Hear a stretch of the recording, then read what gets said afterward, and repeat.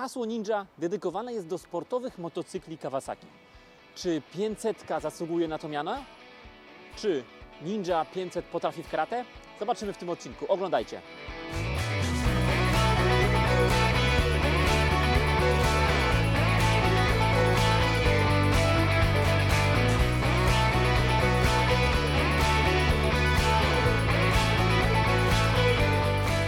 Siemanko, witamy Was na kanale Mototox. W dzisiejszym odcinku sportowy maluszek, czyli Kawasaki Ninja 500.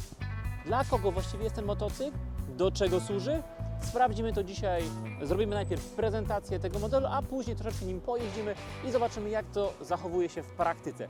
Nie będziemy tej maszyny zabierać na tor sportowy, bo tak naprawdę, no nie oszukujmy się, nie jest ona do tego celu dedykowana.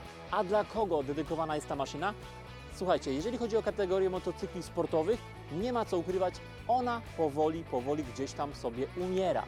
Dzięki takim motocyklom, dzięki motocyklom małej pojemności, które troszkę udają, ale wyglądają jak motocykle sportowe, ta kategoria już u najmłodszych użytkowników z tymi mniejszymi kategoriami prawa jazdy rośnie. I troszeczkę ci użytkownicy budują swoje marzenia, budują tą aurę motocykli sportowych i dzięki temu troszkę więcej tych pseudościgaczy na ulicy widać. Dzięki temu, kto wie, czy kolejnym motocyklem nie będzie ZX6R czy ZX10R. Więc jak najbardziej wszyscy producenci, którzy tworzą małe sporty, potwierdzamy, jest to bardzo dobry ruch, aby ta kategoria nie została pochowana całkowicie tak jak parę lat temu to wyglądało, jakby każdy producent wycofywał się z tych motocykli szybkich, z motocykli sportowych. Ale wracając do naszej 500. Co właściwie tutaj mamy? Mamy tutaj silnik dwucylindrowy DOHC, czyli dwa wałki rozrządu w głowicy, 8 zaworów, czyli po 4 zawory na każdy z cylindrów. Układ oczywiście R2, czyli rzędowa dwójeczka i pojemność trochę jest to naciągana 500, bo jest to tak naprawdę 451 cm3, czyli rozwiercona poprzednia 400. Co nam dało to rozwiercenie? Delikatny wzrost mocy, jakieś 45 koni mechanicznych. Fajny moment obrotowy na poziomie 42 N momentu obrotowego, co powoduje, że mamy bardzo przyjemny start tego motocykla. Ta dynamika na niskich i średnich obrotach, jak na silnik dwucylindrowy, jest naprawdę całkiem przyjemna, bo nie mówimy tu o żadnych parametrach sportowych i maszyna ubrana w taki styl może powodować, że młodzi użytkownicy na kategorię A2 mogą się poczuć jak użytkownicy motocykla sportowego. Choć oczywiście nie ukrywajmy, tutaj jakichś wielkich parametrów sportowych nie uzyskamy. Między wierszami, opowiadając o parametrach tego motocykla, wrzucimy tylko oczywiście naszą klasyczną stawkę. Jeżeli jesteście z nami pierwszy raz, to zachęcamy do subskrypcji, zachęcamy do lajkowania, zachęcamy do komentowania, a jeżeli szukacie swojego wymarzonego motocykla, zostawcie swoje dane w formularzu w opisie filmu, skontaktujemy się z Wami i porozmawiamy o motocyklach. Idziemy dalej do naszej pięknej 500. Jeżeli chodzi o silnik, to właściwie mamy już wszystko, oczywiście mokre sprzęgło, bardzo proste rozwiązania, bo taki też ten motocykl ma być prosty, ma być nie psujący się, jak najmniej skomplikowany co do elektroniki. Jeżeli chodzi o elektronikę, to mamy tutaj właściwie te wszystkie podstawowe parametry, czyli ABS i kontrola trakcji. Oczywiście mamy tutaj fajny wyświetlacz TFT, kolorowy, ale jest to dedykowane jedynie dla wersji SE, czyli dla Ninja w wersji limitowanej, w wersji specjalnej, czyli mamy czerwony kolor lub kolor zielony oraz to, co wyróżnia wersję SE, to kluczyk zbliżeniowy oraz LEDowe kierunkowskazy. Więc to są te wyróżniki wersji SE. Wersja podstawowa, wyświetlacz ma czarno-biały, klasyczny kluczyk i kierunkowskazy żarówkowe. No i wersja klasyczna, wersja podstawowa występuje w kolorze czarnym z lekkimi takimi zielonymi wstawkami. Ale co do elektroniki, zrzućmy okiem na wyświetlacz. Wyświetlacz, tak jak wspomniałem, tutaj mamy stacyjkę keylessową, obracamy. Mamy ten sam wyświetlacz, który właściwie w większości motocykli Kawasaki występuje. Tak oto wygląda nasz kluczyk, ładne logo Ninja, więc jak jesteście gdzieś wśród znajomych, pokazujecie ten kluczyk, to dużo tutaj wyobraźnia może ładnie zapracować, że jesteście jakimś super wypasionym sportowym sprzętem. Co do wyświetlacza, tutaj sobie zwróćcie uwagę, oczywiście ikonka Bluetooth nam miga, informując o tym, że pojazd jest gotowy do komunikacji z telefonem komórkowym, czyli możemy połączyć się z tą aplikacją Kawasaki, w której aplikacji możemy odczytywać przeróżne parametry tego motocykla. Tu oczywiście klasyczne parametry, czyli prędkość, obroty, informacja o zapiętym biegu i tymi guziczkami parametry możemy sobie zmieniać. Oczywiście temperatura cieczy chłodzącej, przebiegi dzienne, przebiegi całkowite. Zmienimy rękę. Co do dolnych parametrów, to oczywiście średnie spalanie, zasięg motocykla, średnia prędkość, czas ładowania akumulatora i właściwie tyle, więc oczywiście zabrakło takich parametrów jak temperatura powietrza, która oczywiście przydałaby się w przypadku motocykli sportowych, gdzie moglibyśmy kontrolować to, jak zmieniają się warunki atmosferyczne, czy możemy jeszcze, powiedzmy, dynamicznie składać się w zakrętach, czy już się na tyle temperatura obniżyła, że lepiej z tym nie przesadzać. Więc tego troszkę brakuje, no ale trudno, nie możemy mieć wszystkiego. To są też motocykle w miarę budżetowe i w miarę prostej konstrukcji, więc też na tym Kawasaki zależało. Natomiast co do pozostałych parametrów tego motocykla, mamy tutaj wagę 171 kg. Czy jest to dużo jak na motocykl sportowy? No na pewno nie jest to jakaś tam waga piórkowa, ale to są też motocykle, powiedzmy, tyle motocykle tej pojemności ważą, więc nie możemy się tutaj przyczepić, że jest to w jakiś sposób ciężki motocykl. Jak najbardziej ta waga jest odpowiednia. Oczywiście mówimy tu o wadze z pełnym zbiornikiem paliwa, czyli plus 14 litrów paliwa w zbiorniku do tej wagi, w tę wagę nam się włącza, więc jakby jest całkiem ok. Oczywiście jeżeli chodzi o gabaryty tego motocykla, jest to motocykl dość nieduży, co oznacza, że osoby o wzroście poniżej 1,70 m będą spokojnie dosięgały do ziemi. Tutaj w przypadku mojego wzrostu 172 cm, zobaczcie, dwie nogi, pełne stopy i lekkie ugnięcie kolana, czyli spokojnie, myślę, 1,60 m,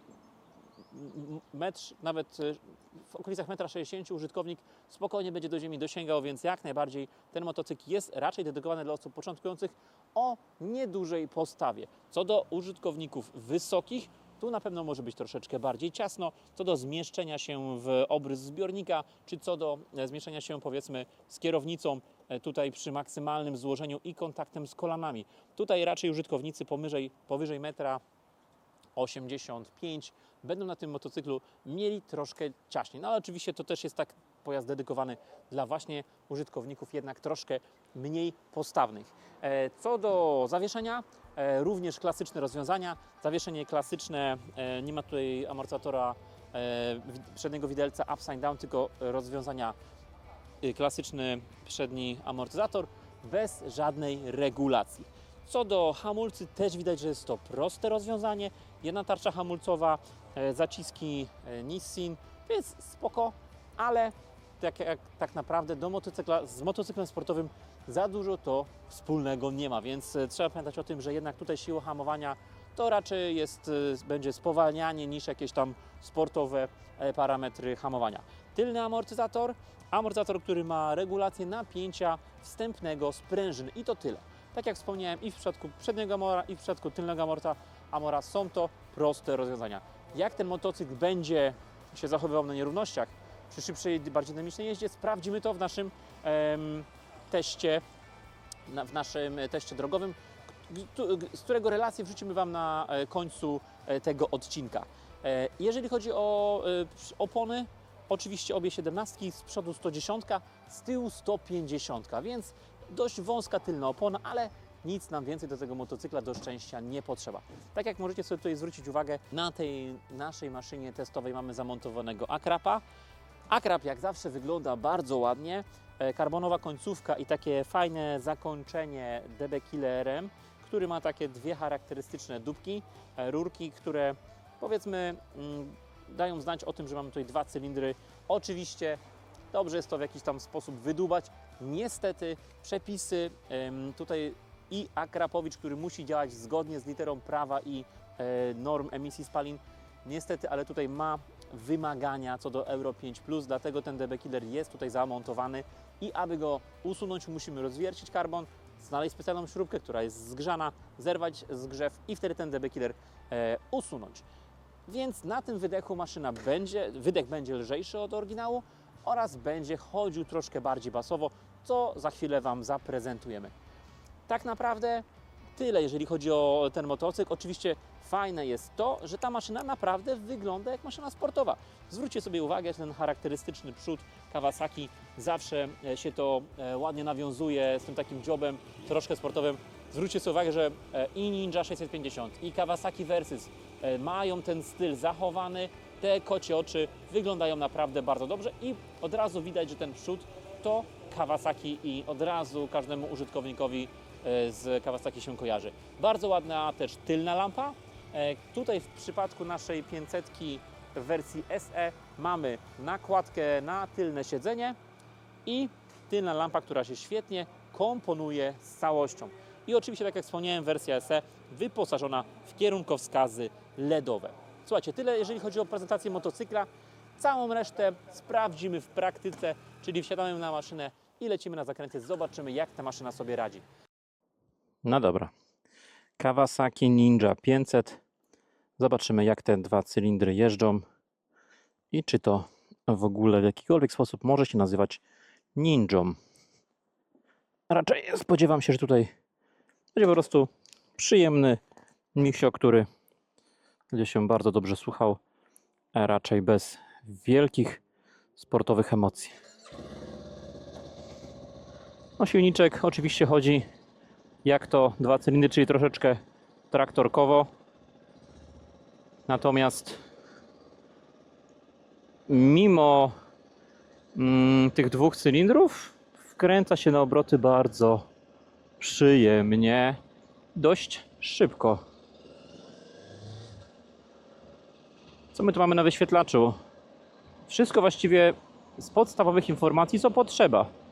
Przebiegi dzienne, oczywiście tutaj mamy temperatury, spalanie średnie, zasięg, proszę, 350 km przy pełnym zbiorniku paliwa, nieźle. Średnia prędkość, czas włączonego wyświetlacza, ładowanie akumulatora i prędkość, spalanie chwilowe. A tutaj przebiegi dzienne, pierwszy, drugi i całkowity. Oczywiście temperatura cieczy chłodzącej, nie ma temperatury powietrza, co według mnie jest tam delikatnym minusem. Mógłby termometr zostać zastosowany. Osprzęt klasyczny, nie ma tutaj żadnych udziwnień, nie ma dodatkowej obsługi menu, tylko obsługa menu z wyświetlacza. Elektronika ABS i tylko i wyłącznie ABS. Na wyświetlaczu oczywiście, no i tutaj mamy jeszcze informacje o zapiętym biegu. Jest też taka rzecz jak kontrolka ekonomicznej jazdy i lampka Eko, która nam informuje, że używamy niskich obrotów. O, właśnie się w tym momencie zapaliła. Informuje o tym, że obciążenie motocykla nie jest zbyt duże, że przepustnica nie jest jakoś mocno wykręcona i jedziemy w tym trybie ekologicznym, ekonomicznym. Tutaj oczywiście jest też informacja o przekroczonych obrotach. Wyświetlacz miga nam na obrotomierz na pomarańczowo. Przy biegu niższym miga nie tylko obrotomierz, ale również bieg z informacją, że powinniśmy przepiąć ten bieg na wyższy. Na 6. biegu tego już nie ma. No i tu oczywiście na motocykl sportowy troszeczkę tutaj brakuje mimo wszystko quick shiftera, bo przy takim silniku biegi są dość krótkie i to wachlowanie biegami w mieście może być kłopotliwe. Ok, lecimy. Co do elastyczności tego silnika, zwróćmy sobie uwagę, mamy 6. bieg, jakieś poniżej 3000 obrotów, wykręcamy gaz i maszyna zaczyna przyspieszać i przyspiesza całkiem jak na silnik dwucylindrowy małej pojemności. Jeżeli chodzi o hamulce, no to czuć tutaj, że to nie są hamulce z najwyższej półki, działają trochę tempo. Biegi dość krótkie, jedynka kończy się dość szybko. Ten przyrost obrotów od tych 6000 jest, natomiast ten moment czuć, że się kończy szybciej, w granicach 6000 obrotów. Już właściwie jest maksymalny moment obrotowy, więc wszystko powyżej, no to maszyna sobie równo ciągnie, ale bez jakiegoś tam mocnego ciągnięcia. No tu przy szybszej sportowej jeździe oczywiście mówimy o prędkościach rzędu do tych 130, 140. Maszyna rozpędza się do 190 prawie kilometrów na godzinę, 185, 187, takie prędkości. No ale oczywiście tu już jest takie dość mocne piłowanie motocykla.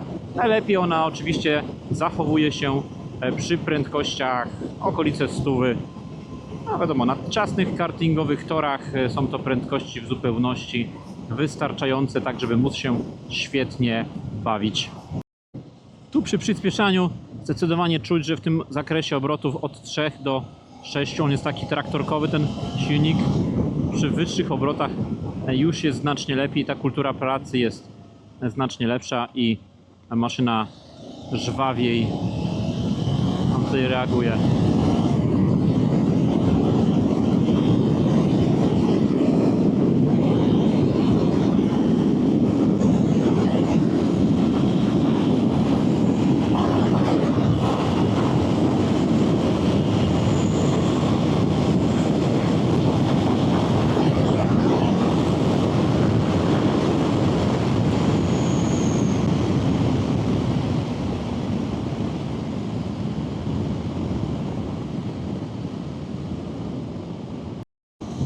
No i tutaj jeżeli chodzi o zakręty,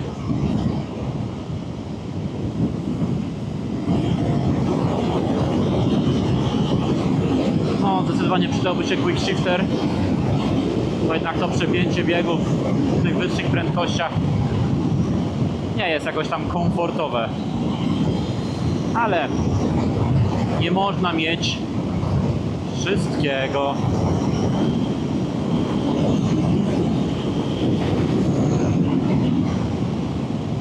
Czuć jednak, że ten silnik jest silnikiem, gdzie obroty się kończą dość szybko. Nawet na tym 6. biegu szukamy tego kolejnego biegu w górę. Ach, niestety tego biegu nie uświadczymy.